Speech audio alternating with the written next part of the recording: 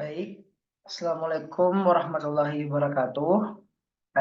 Perkenalkan, nama saya Muhammad Arifullah Wahid dengan NIM C2401221034 seperti yang bisa dilihat di layar. Nah, adapun tujuan saya untuk pada video kali ini yaitu untuk menjelaskan tentang presentasi akan materi yang telah saya pelajari di praktikum fisiologi hewan air pertemuan kemarin. Nah, adapun untuk materinya yaitu ada dua, yaitu ada laju pengosongan lambung dan pencernaan in vivo dan in vitro pada ikan.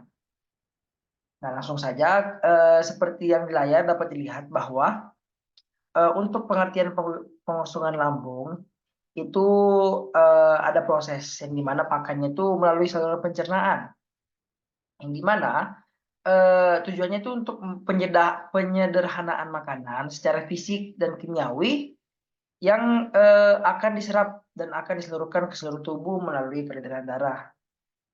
Nah, buat apa sih kita mengetahui hal tersebut? Nah, dengan data tersebut kita dapat mengetahui laju pengosongan lambung. Nah, dengan mengetahui laju pengosongan lambung tersebut, kita akan mengetahui tolak ukur apa yang akan kita bagaimana kita memberi pakan dengan keefisienan yang optimal gitu. Nah, jadi kita bisa mengetahui berapa banyak pakan yang harus kita berikan untuk laju pengembangan fisik yang optimal juga seperti itu. Nah, apa sih faktor-faktor yang mempengaruhi dari laju pengosongan lambung ini? Nah, di dalam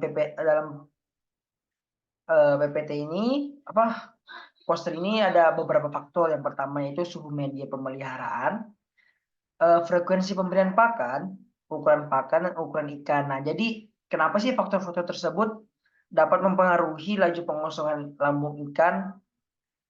Nah, adapun untuk suhu. Nah, suhu media nih, suhu tuh eh, paling berpengaruh terhadap metabolisme tubuh ikan. Kenapa? Karena ikan itu berdarah dingin. Nah, jadi jika suhu media dalam lingkungan ikan tersebut berubah. Nah, jadi ikan itu suhu dalam ikan tersebut nggak bisa berubah secara otomatis juga karena ikan itu berdarah dingin.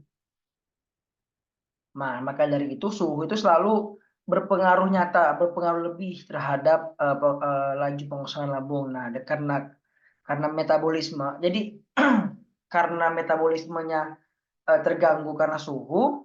Nah, jadi kemampuan ikan untuk makan atau dia mau makan tuh berkurang seperti itu. Nah, seperti itu. Jadi untuk faktor keduanya itu ada frekuensi pemberian pakan. Nah, itu tuh data yang diketahuin. Nah, jadi kalau emang kita nggak tahu, faktor itu tersebut akan berpengaruh. Yang ketiga itu ada ukuran pakan. Nah, jadi untuk ukuran pakan itu, jadi kayak semakin besar pakannya, jadi semakin lama terproses di dalam lambung. Seperti itu. Yang terakhir itu ukuran ikan. Nah, jadi semakin besar ukuran dari ikan tersebut, maka laju dalam pengosongan lambung dalam ikan tersebut tuh akan seimbang seperti itu. Jadi semakin besar maka semakin cepat juga. Semakin lama, semakin besar maka semakin lama. Semakin kecil karena makanan dia kecil juga, sedikit juga, maka pengosongan lambungnya itu akan kecil juga seperti itu. Nah, adapun untuk hubungan antara bobot isi lambung, bobot lambung dan nilai ISC itu, nah seperti yang dilihat di layar, tingkat kepenuhan isi perut atau yang biasa disebut ISC, Index Stomach Content, merupakan indikator aktivitas makan ikan per satuan waktu. Nah, dengan presentasi perubahan Kim atau yang terlarut dalam lambung itu dapat diperoleh dari selisih ISC pada jam yang pertama kali dilihat hingga kondisi usus mulai terdapat kimus seperti itu. Nah, laju kecepatan pengosongan isi perut itu sama dengan selisih ISC pada waktu pertama kali eh, dilihat sampai kondisi sampai ISC pada T yang diinginkan dibagi waktu pemberian pakan. Seperti itu. Nah, untuk perbandingan beda perlakuan, nah jadi terdapat perbedaan perlakuan jika ikan itu berukuran besar ikan kecil, bukan dari perlakuan yang diberikan, tapi waktu perlakuannya seperti itu. Nah, jadi dapat dilihat di dalam poster juga, ikan kecil tuh jika diberi perlakuan yang lebih singkat daripada yang besar.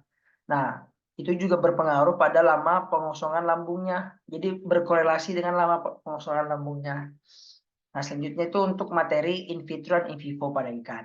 Nah, seperti di layar kita dapat melihat pengertiannya. Jadi kecernaan in vivo dan in vitro itu merupakan dua metode dengan tujuan mengetahui proses pencernaan pada ikan. Nah, metode in vivo ini memungkinkan peneliti dalam memantau proses pencernaan ikan secara langsung. Nah, sedangkan in vitro itu sebaliknya.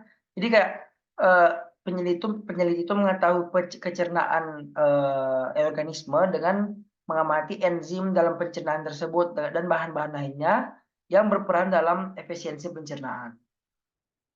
Nah, adapun untuk perbandingan ukuran ikan dan suhu yang berbeda terhadap laju pengosongan lambung dan pengukuran cernaan in vitro itu sesuai yang di layar. Perbedaan ukuran ikan dan suhu lingkungan dapat mempengaruhi laju pengosongan lambung pada ikan. Jadi pada materi in vivo dan in vitro itu suhu juga berpengaruh nyata terhadap kecernaan tersebut.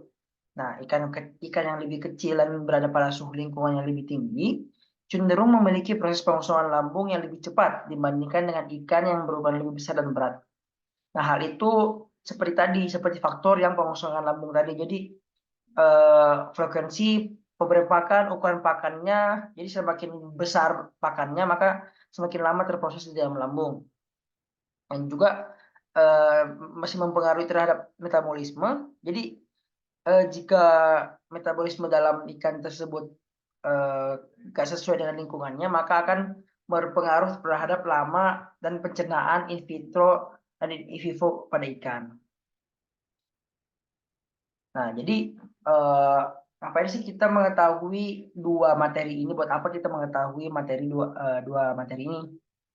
Nah, jadi kita tuh dengan mempelajari materi ini berharap bahwa perlakuan pada pembudidaya ataupun konservasi terhadap suatu organisme akuatik itu memiliki pengetahuan akan keefisienan dalam pemberian makan ikan.